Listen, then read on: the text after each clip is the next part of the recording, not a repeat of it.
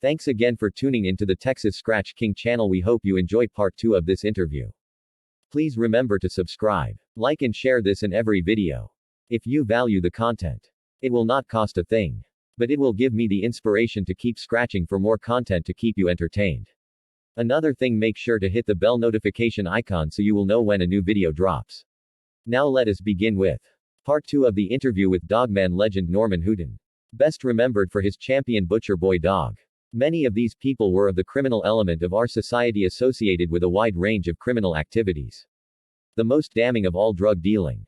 When you link that regrettable fact to the increased pressure being applied on the sport by the wacko tree huggers and animal rights activists, who spend more of their time tending to other people's business than that of their own, then you have a major problem, and the heat goes along with it.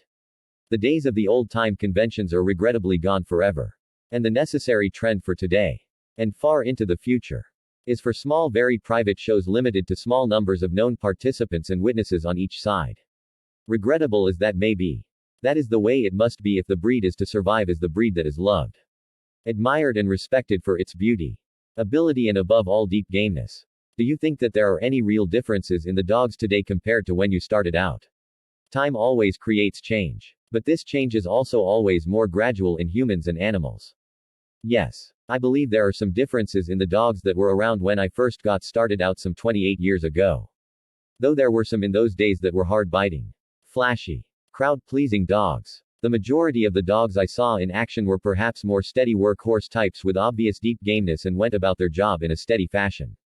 There seems to be more of the hard-mouthed flashy dogs today that demonstrate the quick destruction of their opponents. Two of the most memorable of this type of dog from the old days were Bullison and his littermate, Eli Jr. Matches of today seem to be much shorter overall. And whether this is attributed to better dogs or better conditioning, or perhaps of more importance, less game dogs than the dogs of old, I really cannot say with authority. Conditioning techniques are in my opinion much better today than in the days of old. And as with human athletes, nutrition is much better. Better training and better nutrition contributes to better performance in both humans and animals. So maybe this is the difference. The bottom line, I guess, is that in my humble opinion, hard-mouthed destroyers are indeed crowd pleasers. But the ones that really pull at your heart and remain in your memory long after they have passed on are those dogs that have displayed deep, dead gameness in the face of extreme adversity. They are the ones that will make those stumbling, crawling scratches just one more time when everyone thought they were finished. I truly believe that there are more dogs today that will, and do, take the count standing on their scratch line than the dogs of some 20 to 30 years ago. Which modern-day dogmen do you think are having the most influence on the game today, and why?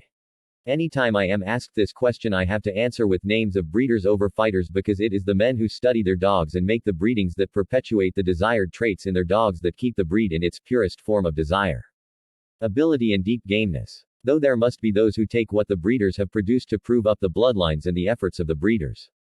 Perhaps it is the combination of efforts of the two, and some of the best conditioners and handlers are also breeders, to keep the breed what it is. But there are many excellent conditioners, handlers and owners of game dogs today that have no real interest in devoting the time and effort that it takes to be a good breeder. Nor do they desire to experience the heartbreak and frustration that the true breeder of game dogs endures through the years. In that respect, I must mention men like Terry Townsend, Sam Cates, Pat Patrick, Fat Bill, James Crenshaw, Gary Hammonds, and Floyd Boudreau. There are many more, too numerous to list. These breeders have carried on the true core of the breed by perpetuating the game dog traits and bloodlines that are so very vital to the long-term survival of the breed. If you could choose 3 dogs, past or present, which ones would you choose and why? Now that is a tough one. But it would be just as tough if you asked me to name 10, 20 or perhaps 50. In order to better answer this question, I'm going to cheat and just pick 3 males and 3 females. Please keep in mind that this is just my opinion, and one must try and consider all factors in making a choice of this sort. There have been many outstanding pit dogs that failed to produce anything as good as or better than themselves. So, one must try to choose those that were not only outstanding pit dogs, but also good, solid, proven producers. My first choice would have to be Tudor's Debo, due to his being the all-time top producing dog. His basic influence is still very important in the top bloodlines and performers of today. Just take almost any top dog of today and trace his pedigree back far enough and you most likely will find Debo back there somewhere.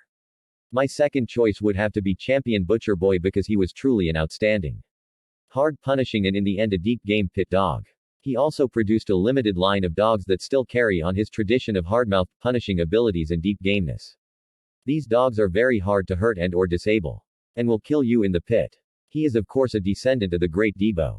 Third, and by no means least would be Clayton's Eli Jr.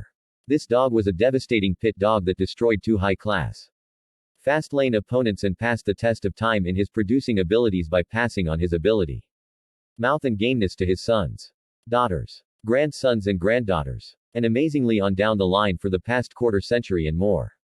If one will examine the bloodlines of such greats as Grand Champion Nigarino, a 5-time winner and producer of many outstanding dogs, Champion Chinaman, a 4-time winner and Register of Merit sire, and so many more. The proof is in the pudding as the old saying goes. Eli Jr. had a littermate brother that is famous in his own right. But I do not believe that Bullison was quite as good a dog in any way as Eli Jr. I am sure that there will be those who disagree with me. Bullison was an outstanding pit dog and sire. I also use his blood as a foundation, blended with that of Eli Jr., in many of my top dogs on my yard. But I firmly believe that the descendants directly down from Eli Jr. are the better dogs overall. Picking 3 females is as difficult as choosing the males as there are so many outstanding ones to pick from. But here goes. My first choice would be Champion Honeybunch. This outstanding bitch was not only a great pit bitch, but as time has proven beyond any doubt, she was also a great producer and many of the top dogs of today can be traced back directly to her. Carver's Miss Spike must be recognized for her contribution to the breed over the past quarter century. To my knowledge she was never matched, but produced many top quality dogs that were outstanding producers on their own right. Art's Missy being one of them. Ken Allen's double Grand Champion Tornado must in my opinion be on anyone's list of top class fast lane combat bitches. I am not familiar with her producing abilities, but her performance must put her in the top 5 of all time outstanding combat dogs. Male or female. There are so many more outstanding dogs, both male and female, that my list should not by any means be considered the final authority on how they should be listed. This is just my choice at this time. What do you think the future holds for the game? We are in very dangerous times today.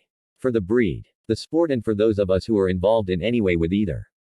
The animal rights wackos in every state of the United States and in most foreign countries have grown in numbers, financial and political influence, and they are going after the breed, the sport, the owners and the breeders with a fanatical vengeance. They are using highly financed tactics of emotional, negative ads on television and in the newspapers and magazines. Many of the radicals are the same folks attacking the freedoms of the American people and of course the rights and freedoms of people all over the world. They have declared a genocide war on the breed. And the basic philosophy is that they would rather see every pit bull terrier dead than in the hands of someone who might use them for fighting purposes. These radical, senseless people are like the radicals in all societies throughout history, who strive to dictate and control other people's lives by passing laws that outlaw all who disagree with the philosophy of the radicals, who desire power and control over others. In the end, I must believe that the breed and those of us who are true bulldog people will somehow survive. But I do believe there are dark times ahead for all of us. We will not survive in the numbers and worldwide popularity of the breed that exists today and will most likely be forced deep underground. You are one of the most respected dogmen of our time. If you could give 1 or 2 tips to someone who is maybe just starting out in the game, what would they be? I humbly appreciate your referral to me as such. But I consider myself just a bulldog man who has had the good fortune to have been involved with a very special breed of dog and a number of very special individuals also associated with the breed. I, as have many, have paid a very high price for my love and association with the breed. The best tips and advice I can give newcomers to the breed are as follows.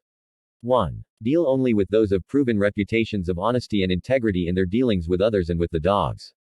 2. Be extremely careful and diligent in your breeding program and start with a bloodline of your choice and stick with a planned breeding program. Do not be bashful about asking the advice of proven breeders. 3. Do not expect from your dogs or your friends what you are not willing to give of yourself. Keep scratching. Thanks again for listening to the Texas Scratch King channel. Until the next time, my friends, as we always say, never submit to life and keep scratching every time.